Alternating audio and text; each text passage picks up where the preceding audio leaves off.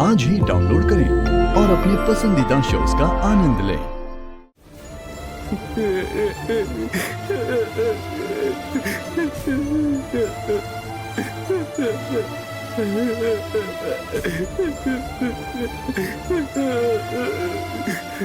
पापा, माँ, भैया, आप सब लोग मुझे माफ कर दीजिएगा, लेकिन आखिर तक आप लोगों ने मुझे समझा ही नहीं।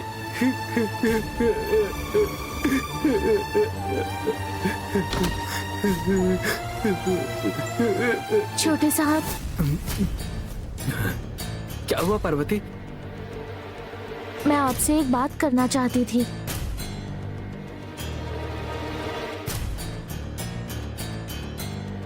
क्या बात है, बोलो पार्वती। कल की सुबह एक नया सवेरा होना चाहिए और वो आपके हाथ में है।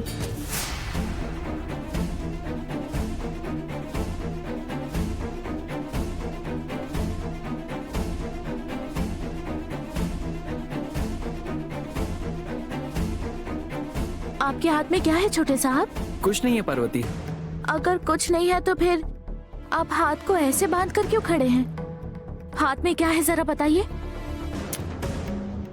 मेरे सर में थोड़ा दर्द है, इसलिए सोचा कि टैबलेट खाकर थोड़ी देर के लिए आराम कर लूंगा। इतने में तुम आ गई। नहीं छोटे साहब, आप मुझसे कुछ तो छुपा रहे हैं। आपके चेहरे से साफ पता चल रहा है। आपके हाथ में क्या है दिखाइए। पार्वती, मैंने कहा ना कि टैबलेट है। अगर आप नहीं बताएंगे तो मैं अभी बड़े साहब को बुलाऊं। पार्वती, भैया को मत बुलाओ। तो अपना हाथ दिखाइए मुझे। सिर्फ दवा है ना, तो हाथ दिखाइए। रुको, दिखाता हूँ।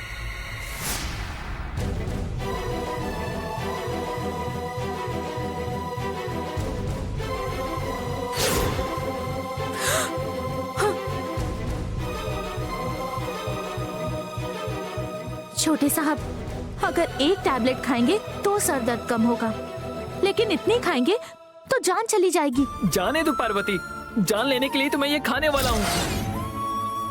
मेरी वजह से यहाँ सबको सर दर्द है, इसलिए सबको छोड़कर जाने का फैसला कर लिया है। ये क्या है छोटे साहब? कल सुबह आप ऐश्वर्या मेम साहब से शादी का फैसला सुनाएंगे। मैं ये सुनने के लिए यहाँ आई थी, मगर आप तो कुछ और ही फैसला कर चुके हैं। मैं ऐश्वर्या से शादी नहीं करूंगा, ये बात कई बार बोल चुका हूँ, लेकिन तुम्हारे अलावा इस बात को किसी ने नहीं समझा। कल जायदाद का बंटवारा करके अपने आप से मुझे अलग कर देंगे और मैं ये बर्दाश्त नहीं कर पाऊंगा। छोटे साहब, परिवार के लिए आपके दिल में इतना प्यार है तो एक बार अपनी माँ की बात मान लीजिए। मैं माँ की किसी बात को नहीं टालूंगा, लेकिन ऐश्वर्या से शादी नहीं करूंगा। कल वो मंदिर में मंगलसूत्र पहनाने की बात कर रही थी, घर में आने के बाद फिर से शादी के लिए कहेगी। ये सब मुझसे अब बर्दाश्त नहीं होता। इससे अच्छा है कि मैं ये टैबलेट्स खाकर मर जाऊं। इनको मनाकर ऐश्वर्या मेम साहब से बात करने की सोच रही थी, लेकिन ये तो इस तरह का फैसला ले बैठे हैं। अब मैं क्या करूं? क्या करूं?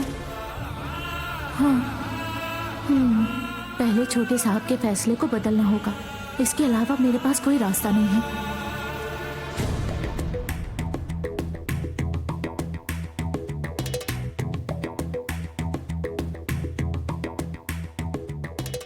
छोटे साहब,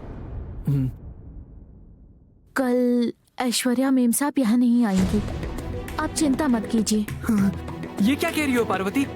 इतने यकीन से कैसे कह रही हो?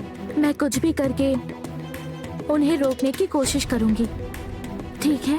अगर तुमने ऐसा कर दिया तो मैं जिंदगी भर तुम्हारी पूजा करूंगा। आपको मेरे लिए ये सब करने की कोई जरूरत नहीं है। आप अपने फैसले को बदलकर वो टैबलेट मुझे देकर चैन से सो जाइए और सुबह होने का इंतजार कीजिए।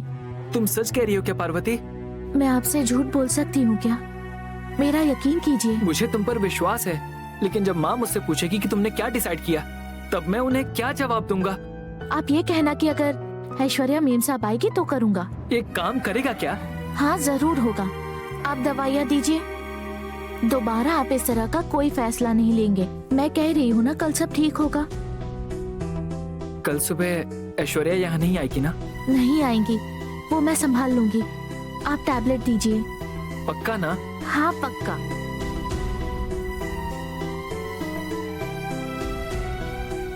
अब आप सो जाइए। जरा वो दवाई उठा कर दीजिए।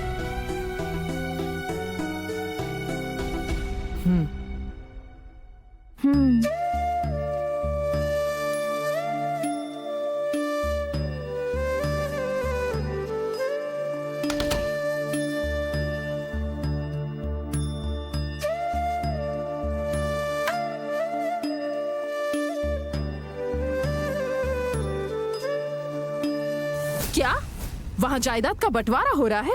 तुम्हें यकीन है? हाँ मॉम, उनके ऑडिटर से इंफॉर्मेशन मिली है। मुझे पता चला है कि जो आदित्य कंपनी के लिए दिन रात मेहनत करता है, उसको जायदाद में से सिर्फ 45% मिलेंगे, और जो बस उस खानदान का वारिस है अरुण, उसे 35%। बाकी का 20% आंटी ने होल्ड पर रखा है मॉम, और उस 20% की कीमत है 39,000 करोड़। बंटवारे का सारा इंतजाम हो चुका है, कल रजिस्ट्रेशन होगा। इतनी जायदाद होने के बाद भी तुम दोनों की सगाई रुक गई। जिस अरुण की सगाई रुक गई, क्या अब वो सगाई होगी या नहीं, इसका पूरी दुनिया को इंतजार है। राजेश्वरी मैडम ने इतना बड़ा फैसला क्यों लिया? राजेश्वरी आंटी का दिमाग ट्यूबलाइट जैसा है मॉम, उनको इतनी आसानी से अपने झांसे में नहीं ला सकते। करेक्ट, वो औरत एकदम जिद्दी किस्म की है। वो अपनी जान दे सकती है, पर जो बात उसने एक बार ठान ली ना, उसे करके ही दिखाती है। इतनी काबिलियत है उस औरत में।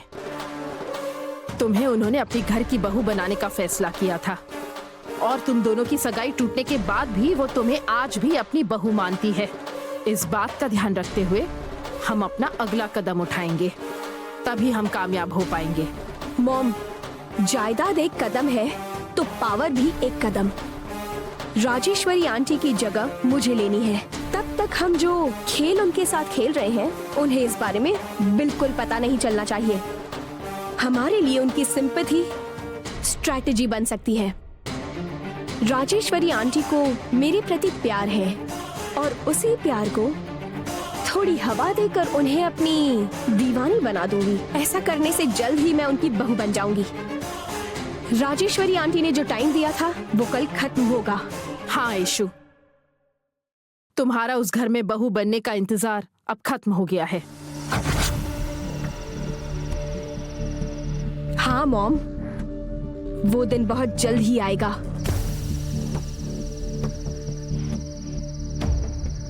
उस दिन का मुझे बहुत बेसब्री से इंतजार है। ऐश्वर्या मेम साहब, ऐश्वर्या मेम साहब। ये तो पार्वती की आवाज लग रही है। ये इतनी रात को यहाँ क्या कर रही है मॉम?